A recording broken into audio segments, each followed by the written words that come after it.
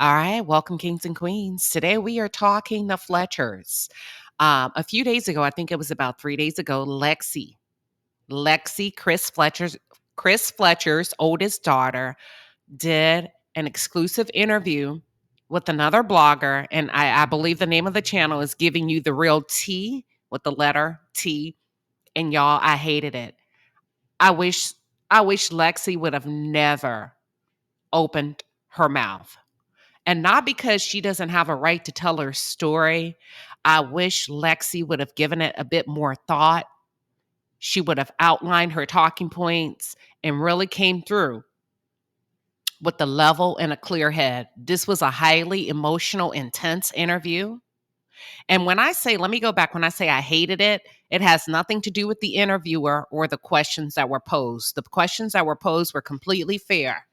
I wish she would have been buttoned up a little bit more polished, and I wish she would have tucked or had the ability to tuck her emotions in, because this interview completely changed my perception of Lexi. Lexi came across hurt, and when I'm talking about Lexi, let's make it really clear. I'm talking about from an interview standpoint, right? As a grown woman, not the hurt child that still lives inside of Lexi, but just my perception from grown woman to grown woman. This is what I walked away with. I said, number one, she's deeply wounded. She's deeply hurt. She's isolated. And then there may be some instances where she's purposely isolating herself.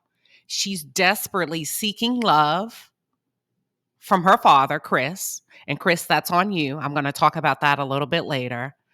Um, Lexi, oh my gosh.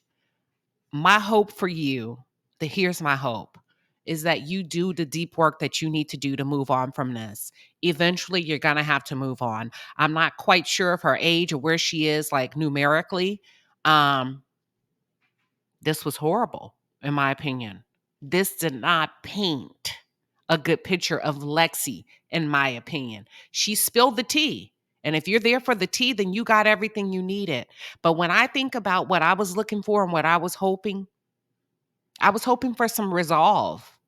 Even if she didn't have a lot of good things to say about the Fletchers, that's not what I'm saying. She owes them. I'm not saying that. I believe people have a right to tell their story. I wish she could have told her story a little bit better. That didn't come across so sharp and malicious and on some get back type of shit. She had not anything nice to say about them, with the exception that Nell can cook. Now that makes me want to taste a little bit of your food, Miss Nell. But maybe I'm different when it comes to family. Um, but Lexi, what I hope for you is that you are able to fix your heart posture soon and very soon. Because that carryover that you're carrying over from childhood is going to impact you. As a matter of fact, it already has. Okay. It already has. And I guess my question for Lexi is, where would be a good place to start? Because you said so much, and it was extremely final. She disowned her family. We're never talking. Everything was so final and dark, and just a level of emotional pain that I'm not accustomed to seeing. Doesn't make it wrong. Um, you're gonna have to start somewhere, whether that's picking yourself up and giving yourself permission to move on, whether that's starting small with having a one-on-one with your dad in therapy and really letting him know how his absence has impacted you. But y'all, let's talk about it. For those of you who are just tuned in, or if you're new to the channel, welcome to the palace. I am Queen Sheba. I cover a variety of hot topics specific to reality television, but most importantly, I hone in on the psychological and the behavioral traits of the Black experience. All right. At one point, I had to stop the interview because I was like, she's rambling. She's rambling. She has a lot to say. Um, and this is where it's important, where you have a strong village around you, where people can say, okay, or people should be able to say, what do you plan on saying in this interview? This is good. This, I don't know if that would be good for you to touch on. And of course, she's a grown woman, but I wish she had more people in her ear to help guide and direct her. Obviously, there's some mental health challenges there, My heart goes out to her for that. But that does not absolve you of responsibility of carrying yourself in a way that's productive for you, Lexi. So, Chris, where did we go wrong, honey? Because this is sad. And I feel like the Fletchers were off to a good start on Love and Marriage Huntsville. Then boom, right? Now this. Now this. And for me, I'm not too concerned with spotlighting Nell as a side chick and spotlighting Nell as my primary focus in this review, because my focus is on what's important. And what's important is the daddy-daughter relationship. Okay? That's what's most important. Because even if Nell were a side chick and all of what Lexi says is true, if Chris had been a better father, this conversation would not be happening that we're having in real time, and the conversation that we're witnessing with Lexi bringing all of her hurt and pain to the forefront. Do you get what I'm saying? I try not to start in the middle when we think about the dynamics that we're seeing on reality television. Let's really get to the heart and the nucleus of the problem. And the problem is Chris. Period. Point blank. That in my opinion, okay? In my opinion, Chris bears 90% of the responsibility in all of this. And had you handled your business when it comes to bonding with your first child, your daughter who needed you the most, even though you and her mother did not work out, that's fine. I'm not holding that against you, right? But the fact that you left your daughter behind mentally, physically, spiritually, and emotionally, I can't get with that. I don't think she's making that up. That part about the connection with her dad and the lack thereof. Yeah, we got to start holding these men accountable. And when you think about Love and Marriage Huntsville and the breakdown of the families and the breakdown of the relationships, it's all orchestrated, introduced by the men from Martell, Marcel, Maurice, and now Chris Fletcher. And the ladies are just running around trying to fix it and cover up. No, we're not doing that in 2024. Okay? We're not doing that in 2024. Yep, I said it. We're talking accountability. We got to start holding these men accountable for the fallout of your families. This is on you, Chris. This is on you, Chris. And for anybody that's tapped in from any of these shows, ladies, start standing down when it comes to these men and their fuck ups. And when they're just putting you on display and putting you in positions publicly for you to be disrespected, misconstrued, misunderstood, stop standing in the gap and coming out to clean up the mess. You are not the cleanup woman in 2024. I give you permission to stand down. Now, stand down. Let your husband, Chris Fletcher, fix his own mess. This is his mess, not yours. This was really deep for me because I'm not sure if I'm the only one who sees through the facade and the bravado that Lexi is displaying. This woman is hurt, and she hasn't quite processed, in my opinion, the hurt and the pain that keeps showing up. She hasn't processed it. So from the outside looking in, what are your thoughts, y'all?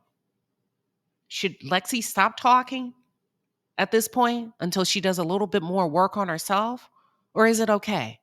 I hate watching people self-destruct. It's not a good look, even if we get the tea. You get what I'm saying? All right, so just a little bit longer, and then we're going to wrap this up. I just want to focus on Lexi and Chris today. That's all I want to focus on. There was 3 signs that she gave that lets me know that the pain runs deep for her. Number 1, she called her father Chris. She called her father Chris. There's a huge disconnect. That is symbolic of disconnect. The door is closed. The door is shut. I don't want you here. Love don't live here anymore. Number 2, she disowned the Fletchers as her family. That's a bold ass move. That's a bold ass move from a Black perspective. I hone in on the psychological and the behavioral traits of the Black experience. That's a bold move. I'm not saying it's right or wrong. It's bold to say, I don't ever want anything to do with you. We're never talking again. You all are not my family. Mm, mm, mm. Number 3, she she bears resentment towards Nell Fletcher. Okay. She says in this interview, I don't know him, referring to Chris Fletcher, her father. Oh, this was heavy for me. She says, I don't know him. She says, I didn't receive any alone time with him because Nell would not allow me to. She wouldn't allow us to be alone together as father and daughter. And what that said, Nell, when I said point number 3, she bears resentment towards Nell, it sounds like she feels like Nell was a barrier between her and her father. And that because of Nell and the part that she played, not the cheating, but the part that she played as a stepmom, it sounds like Lexi feels like Nell came between the natural bonding between her and her father, right? When she was at the Fletcher's home, when they did pick her up and bring her over. Now, I don't know if that's true or not true, but I'm going to honor her experience in this recap and this review. That's her experience with you now. That's what she recalls as the part that you've played when it came to her and her father, okay? She feel like when she was there, you didn't give her that one-on-one time. And you know what, y'all? That reminded me of uh, Ariana and her kids and Martell and his kids. Because I've always said these kids need alone time with their parents and their father. You know what I'm saying? Knox needs his alone time. The 4 Eminem kids need their alone time. Every time they got to go to their dads, they got to share him. Like, there has to be some type of structure so that each kid is getting what they want instead of just piling all of the kids in one room and saying, okay, there you go, I got my kids. But what about the specific needs of the children? And with Lexi sharing that story, this is what that setup that Martell has going on. It reminded me of that. Like, damn, what happens when these kids grow up and they tell the story from their perspective, you know, from behind the scenes? So she said Chris is self-serving and he is and was an absentee father. And the relationship with Nell and Chris started while Chris was married to her mother.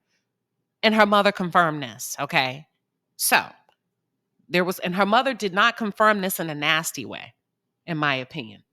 I mean, she confirmed, yeah, this did happen. Nell and I went to lunch. We talked about Chris, being between 2 women.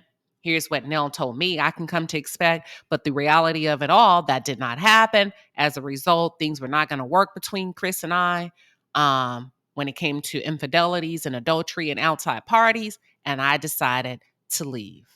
And we went our separate ways. Whew.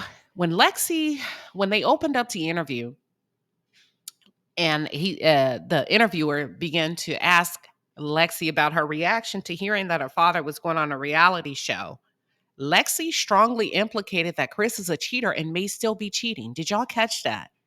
Honey, I had to clutch my pearls. She said,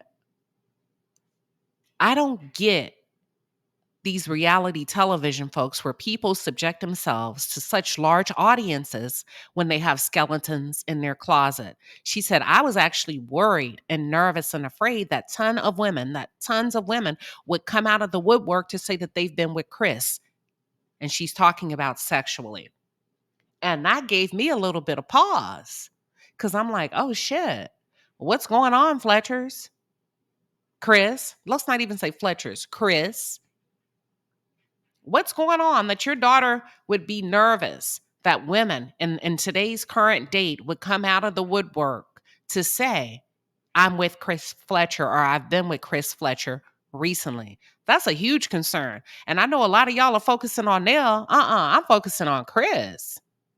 Because even if Nell were the side chick many years ago, it ain't shit we can do about it now. They've worked through that. Everybody's moved on with their life. Their kids are grown. I'm focusing on today and what matters today in present time. And your daughter said that she was worried that those women allegedly would come out and implicate you as being a cheater. Now, Lexi, I got to say, she went back and forth and I'm the dark sheet. I'm the redheaded stepchild. Let me tell you something. Listening to you talk, I have to be honest with you. I feel like you've painted yourself as the redheaded stepchild with the energy that you're carrying now as a mother, as a wife, and as a woman. This is heavy. And this can't and it will not be fixed and repaired overnight. So don't try to bring don't try to bring it to the screen production without a professional present in the room. You'll be doing it a disservice. There is so much hurt and pain. And then you couple that with the mental health challenges that she has going on. Yeah, this is a lot. Don't try to bring this to the screen unless you're going to do it justice with a qualified professional. And I don't wish it to be Dr. Francis. I'm sorry. I have no qualms with Dr. Francis. I think he's done a great job, but I think there's other therapists that could really get down and do some deep work with some of these couples. I really love Tracy from Family or Fiance. I think she's magnificent in her craft. I think she's excelled in her craft, and it would be good to see a woman that can come on the show by the likes of a Tracy and handle her business when it comes to some of this. Okay, now Lexi, uh, I know you said that you've been in therapy since age 14, but have you considered switching therapists? Um, that's a long time to be in therapy and then to come to a screen and still have all of that emotional trauma and turmoil that you've not yet been able to process and work through. Because the purpose of therapy is you need to be able to move the needle and address the emotional blockage that's keeping you from being healthy. So if you from age 14 to age whatever you are now, come on now. I don't know.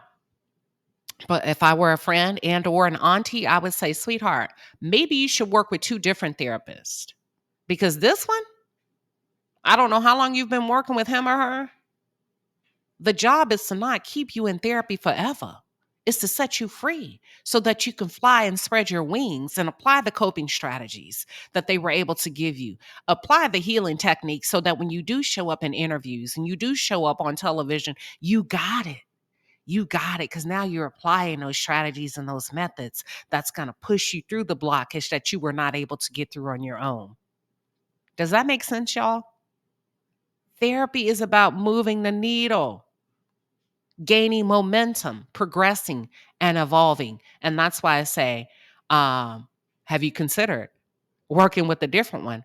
Because the way you speak, in my opinion, is very unhealthy and very unnerving, extremely unnerving. And not saying that this has not been your reality, but I want better for you as a woman. I want better for you as a mother. If you do not channel that energy in the right direction, it has to go somewhere. And guess where it goes in situations like this? To your children, the same way your father's energy was channeled in your direction indirectly. It goes to your children. It goes to your spouse. Unfortunately, your children can't divorce you. Unfortunately, your children can't leave you. Not saying, kids don't have a choice. You didn't have a choice, but spouses do.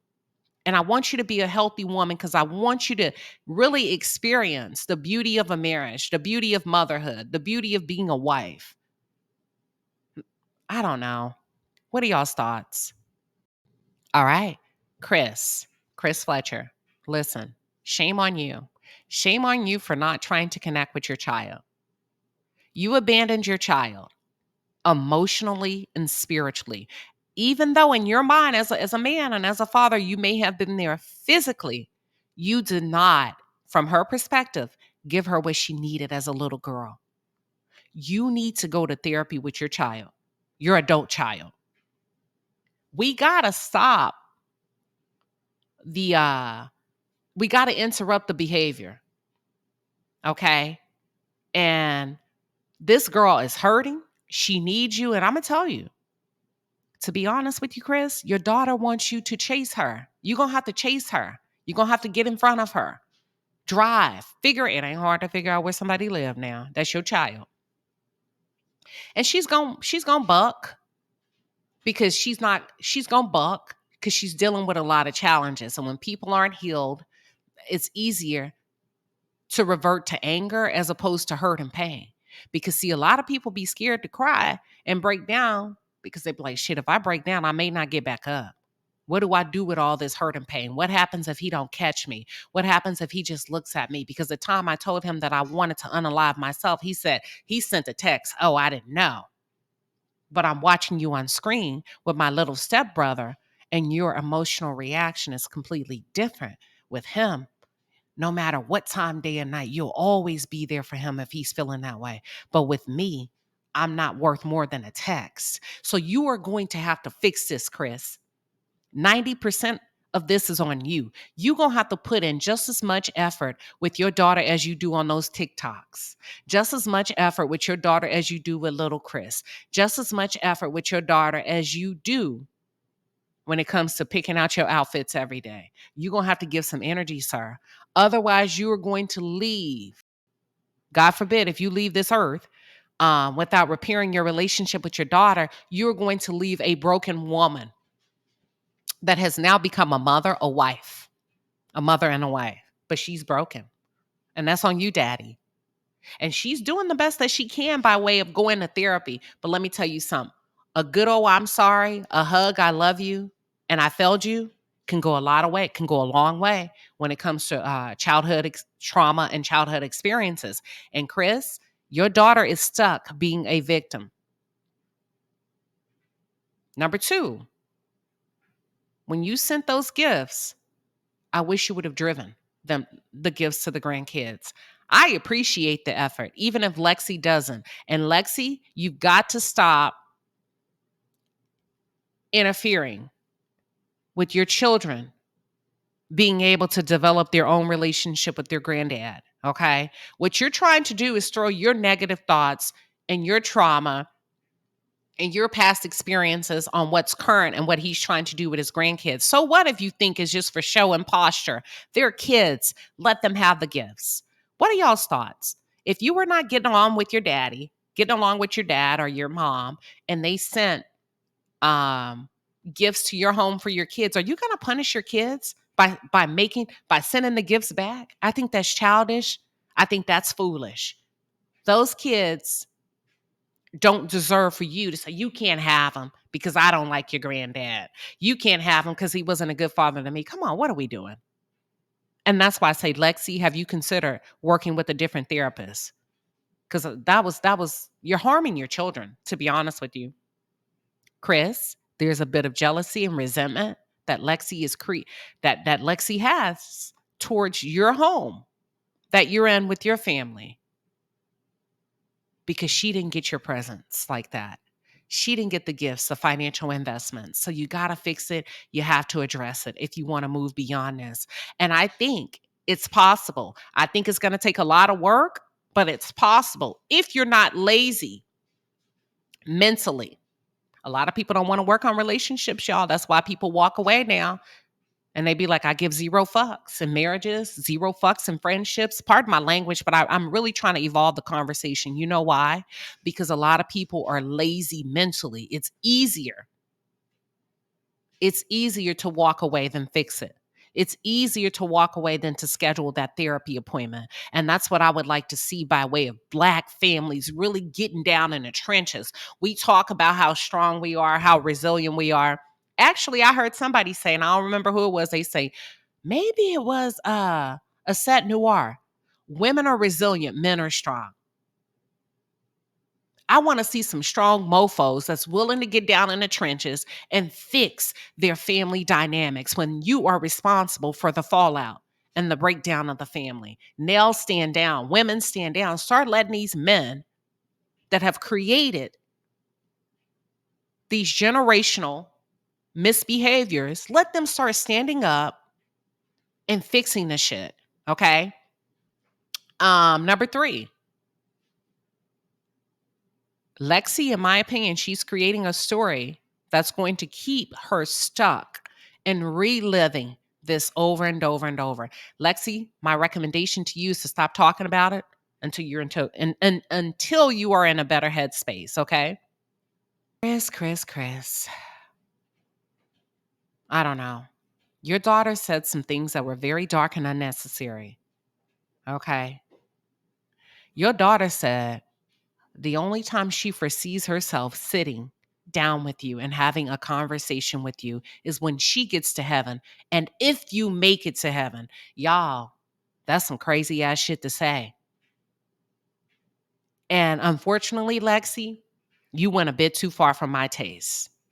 You went a bit too far from my taste.